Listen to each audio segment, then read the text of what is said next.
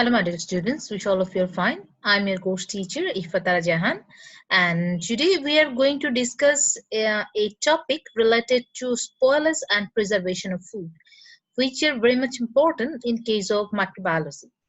If you think about the food spoilage, then it will be how food is spoiled or contaminated, the process, the ways, the causes, and with that we also read some spoilage of foods. For example, we will check the spoilage of food of milk, fruits and vegetables. With that we also check the spoilage of meats or fishes, etc. And we also just get an idea on the preservation of food, how we can preserve the food, what is food preservation, some methods and techniques. So let's get started. First of all, we have to know what is food spoilage. As I mentioned, food spoilage means that food is damaged or it's a contaminated food which is unsuitable for human consumption. Okay, so whenever any food is unsuitable for human consumption, then we can say that it's a spoiled food. And these kinds of spoilers can be done in many ways. For example, with the microorganism, with physical damage, and with that it can be enzymatic spoilers. Different kinds of spoilers actually we can check during spoilers of food. Mainly there were types of food spoilers. If you say for that, there will be mainly two types. One is microbial spoilers, that is related to microbes, and another is non-microbial spoilers. So in case of microbial spoilers, whenever foods will be spoiled due to bacteria, yeast, mold, or any kinds of other microorganism in food, then we can say that it's a microbial spoilers. But if it is not related to microbes, like it is a physical damage, like due to moisture loss of grain, with that it can be chemical spoilage like oxidation of fat or acidity or browning of fruits and vegetables. These actually are not related to microbes, so it will be non-microbial spoilage.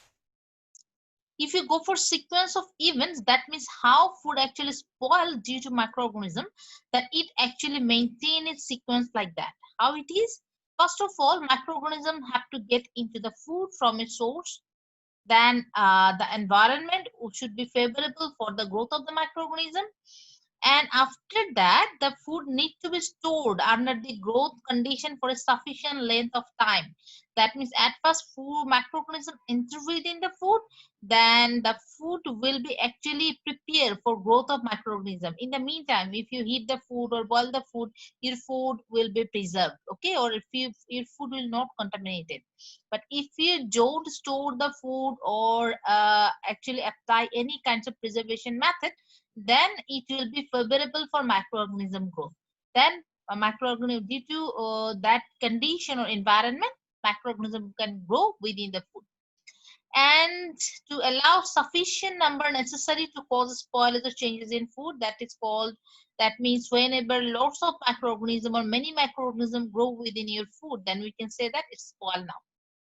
And with that, after microorganism growth, it also just act different kinds of enzymatic activities within the food, and so it's called like that, to allow the produced enzyme to spoil the food. It also helps to produce different kinds of enzyme that can spoil the food. So by maintaining this sequence, food can be spoiled due to microorganism. That if you go for the causes of food spoilage, then what it will be actually, there are lots of causes of food spoilage. Here we discuss the main six causes actually. That is, first of all, growth and activity of microorganism. That I mentioned, that bacteria, yeast, mold, that all are microorganism. We know that whenever these microorganism decompose or contaminated the food constituent, then we can say that this food is spoiled due to microorganism. Our second one is enzymatic activity. Okay, during different kinds of action of enzyme, plant or animal tissues start to decomposition, or food can be decomposed after death or plant or any animal. It's actually natural enzyme present there, and their activity actually increases, and by this way food can be spoiled. Okay, Then chemical reactions, some chemical reaction also can spoil the food, like oxidation of food. Then there are vermin. Vermin means it includes different kinds of ants, rats, cockroaches. Whenever these actually spoil the food or attack the food with that, if their larvae attack the food, then it also spoil the food. Okay, and it can also possibly transmit the pathogenic agent within the food. Then there another is physical changes. Okay, these physical changes include by freezing, burning, drying, or pressure. Without that, due to different kinds of environmental reason. Okay, for increase the we'll read in the factors due to environmental changes, due to pH, or due to different kinds of changes the constituent like protein, vitamins, or carbohydrates in changing within the food, it also spoil the food. Okay, so these are 6 types of causes of spoil of food. Then we will read some factors that affect microbial growth in food. Actually, there are 2 types of factors affect microbial spoilage. It's one is extrinsic factors, another is intrinsic factors. Okay, extrinsic factors mean these factors actually present outside of the food, and intrinsic factors means it's present within the food. Okay, so extrinsic factor include like temperatures, we know already. We read different kinds of bacteria, that thermophilic, mesophilic, cytophilic bacteria that can grow due to different kinds of temperature variation. Okay, then if you go for concentration of gases in the environment, we also read that like anaerobic, aerobic, or facultative microorganism can grow within the food.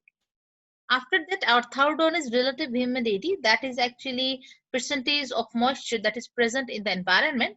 It's also affect the spoilage of food. How it is, we can check that in summer season, the food is spoiled more quickly than the winter. It's due to relative humidity in the environment. Then our intrinsic factors. In case of intrinsic factors, actually, they are mainly present within the food, like hydrogen or pH concentration of food. We read about that different kinds of acidophilic, neutrophilic, or alkalophilic bacteria. It can grow within the food by for the pH concentration. Their moisture content within the food, like for example, you can check that the milk is a very perishable food. Why? Because it contains high moisture than the rices or potatoes, because they contain less moisture. With that, another one is the nutrient content of the food. It also affect spoilage of food, like carbohydrate materials or carbohydrate foods are spoiled more quickly as they contain sugars. They actually decompose more quickly than protein type food like meat. Okay, but if you just cook meat and or keep meat and rice at the same time for same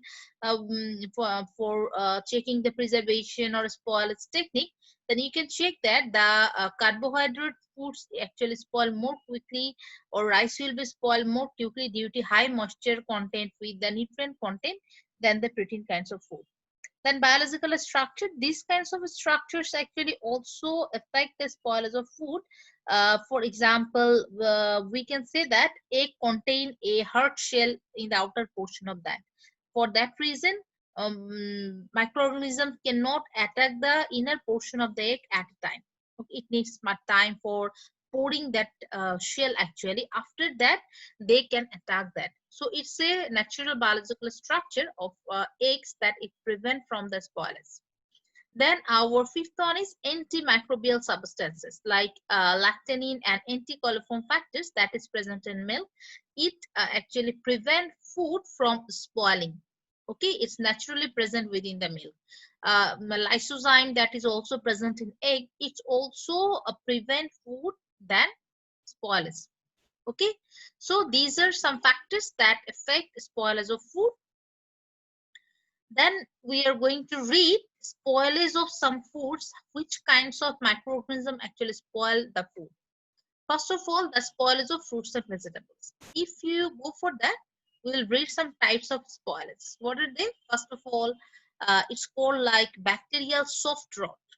Okay, and it's caused by microorganism Irvania carotivora. It ferments the pectins, then Pseudomonas marginalis, then Bacillus and Clostridium. That causes water-soaked appearance. It prepare actually water-soaked appearance, and it's look like a soft, mushy consistency and bad odor.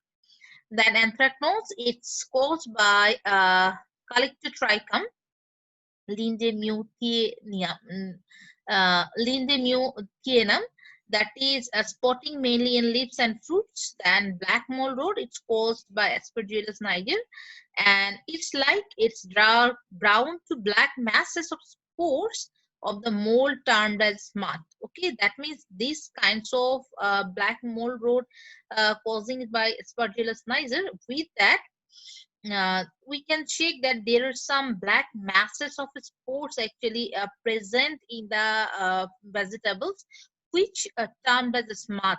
Okay, smart in vegetables is termed like that.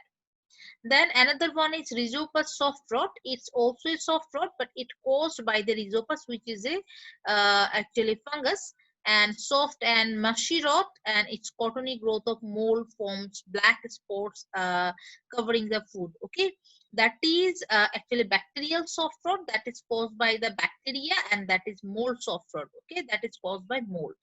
Then alternaria rot is caused by Alternaria tenuis, and it's also greenish brown to brown black spot in the fruits and vegetables. Another is, we can also say that we already read about the Rhizopus soft rot. With that fungal spoilage also we can check in fruits and vegetables. Actually, it's create juicy type materials in the fruits and vegetables. Okay. Then our second one is spoilage of milk and cheese. In that case, we can observe that our milk is mostly spoiled by producing lactic acid. Lactose actually broken down and broken down and prepared the lactic acid by different kinds of microorganisms like Streptococcus lactase, Enterococci, Lactobacilla micrococci. With that, in milk, gas also produced like coliform, clostridium, yeast, bacillus. They can produce gas in the milk. Milk also spoiled by proteolysis. Okay, different kinds of bacteria like bacillus, proteus, pseudomonas, flavobacterium. These kinds of bacteria actually lyses the protein and produce beta test. With that, some psychotrophic bacteria like Pseudomonas are also spoil the raw milk when it is bulkily stored. Okay, and psychotrophic like Bacillus are also common in raw milk that can spoil it. And with bacterial spoilers of milk, we can also check some spoilers of fresh cheese by alkaligens, viscolactis. It's a fungus. It can also produce different kinds of fungal materials in the upper portion of the cheese and spoil it. Then our spoilers of meat. In case of raw meat, actually raw meat is spoiled by its own enzyme and microbial action, and sometimes excessive autolysis happen within the raw meat, and it also causes souring the milk. With that, the vacuum packed milk that we usually check in our different super shop, and processed meats, that different kinds of meats like hot dogs, that is used in processed meats, the inner portion of hot dogs, that is called one kinds of processed meat. With that, we also check say processed meat like sausages, like nuggets. These different kinds of processed meats actually, these can be spoiled by mainly three ways. One is slime developed there, like overgrowth of microbe, like buildup of yeast, lactobacillus enterococci cell in the upper portion of the processed or vacuum packed meat. With that, another one is its microbial production of hydrogen peroxide and hydrogen sulfide. Due to that, milk sometimes just look like green and spoiled. Then off odor also result in the milk. Why? Due to release of short chain fatty acids and production of some volatile compound. Okay, with the microbe. That means by the production of byproduct of microbes, these kinds of meat can be spoiled. Then actually our spoilage of fish, and in case of spoilage of fish, we can check that food can be spoiled by autolysis and some oxidation of bacterial activity. And in case of aerobic condition, it produces surface slime. Different kinds of bacteria produce surface slime like Pseudomonas, Pseudomonas, Lactobacillus, Streptococcus, and some fungus like Alcaligens, Moraxella. They can also produce slime on the surface area. And with that, fish also spoil by changing its color in flesh pigment. Okay, like red spot can be caused by Serratia marcescens. Then Chromobacterium gives a greenish blue color. With that, Pseudomonas is if attack the fish, then it gives a bluish color to the fish. And by just checking that changing color, we can understand that fish are spoiled.